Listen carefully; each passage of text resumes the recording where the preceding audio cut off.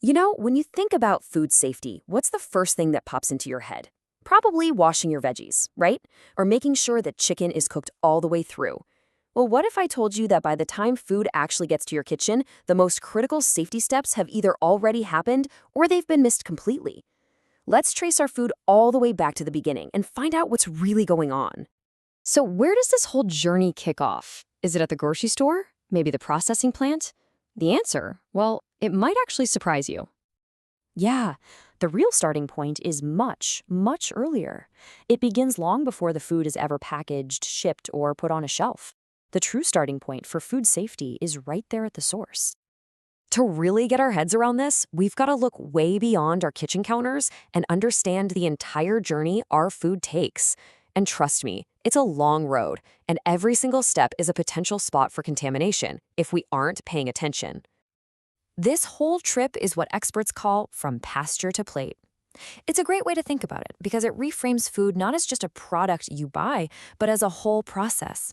From the animal on the farm, to the truck, to the market, and finally to your home, every single stage is a link in the safety chain that could potentially break. So, here's the real kicker. The farm gate, that's the entry and exit point for food animals, is where the most important safety decisions are made. This is our first, and you could argue our most critical, line of defense against foodborne illness. On the farm, it really all boils down to three absolutely essential things. First, you've got to manage the health of the animals themselves. Second, you have to make sure they have clean water and feed. And third, you need super strict hygiene during handling. Okay, let's dive into what that actually means. Okay, step one is just common sense, right? Healthy animals make for safe food. This means being proactive. We're talking regular vaccinations, consistent deworming, and routine vet checkups. And you can see how these simple things create this protective shield, stopping dangerous bacteria like brucellosis, salmonella, and E. coli from ever getting a foothold in the food chain. Now for step two. Because you could have the healthiest animals on the planet, but if their water or feed is contaminated, you're right back at square one. This is a massive pathway for bacteria. Farmers have to use safe water sources and make absolutely sure that animal feed is stored properly, far, far away from any animal waste. And finally, we get to hygiene. And the difference between safe and hazardous can be something incredibly simple. Just look at this. A properly washed milking container left to dry in the sun, that's a safe practice. But using dirty equipment or working in an unsanitary place, well, that's just an open invitation for cross-contamination. Okay, so we've covered the how, the things farmers do to keep food safe. Now let's talk about the what. What are these invisible threats that are actually lurking at the farm level? When you look at the science, these three are pretty much the usual suspects on farms: E. coli, salmonella, and listeria. They can sneak into milk, meat, and water through animal feces or just from poor hygiene during milking and handling. They're totally invisible, but boy, their impact can be really severe. And that really brings us to why this is all so important. This quote just hits the nail on the head. Good hygiene isn't just about public health. It's also just smart business. It protects us, the consumers, for sure, but it also protects the farmer's own income and their reputation. It's a total win-win.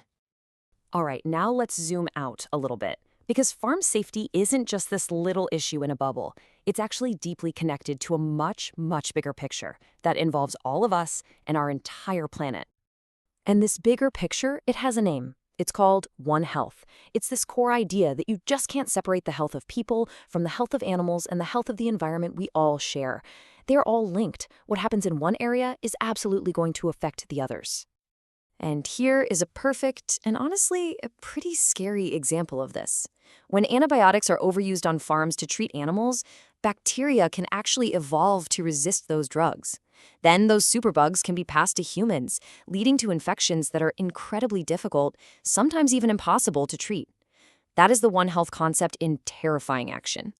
So a farmer can do everything right. Absolutely everything. But the journey is not over when that food leaves the farm. The responsibility for keeping it safe gets passed down the line all the way to our own homes. Think of it like a safety chain. For that chain to work, every single link has to be strong.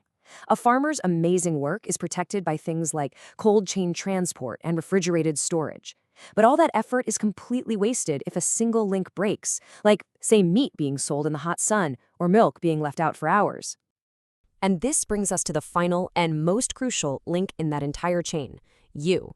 That's right, we as consumers have a huge role to play in keeping that chain strong right at the very end of the journey. So, what's the big takeaway here? Here are 4 real, practical things you can do.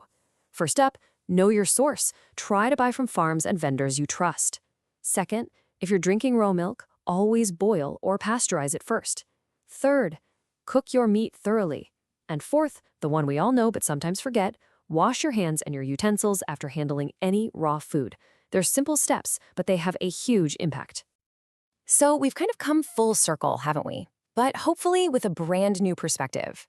Food safety isn't just another chore you do in the kitchen. It's a shared responsibility that starts way back in the pasture. The core idea is simple. Healthy animals mean healthy people. So the real question for all of us is, how can we use that knowledge to better connect the dots and make smarter choices about the food we buy and eat every single day?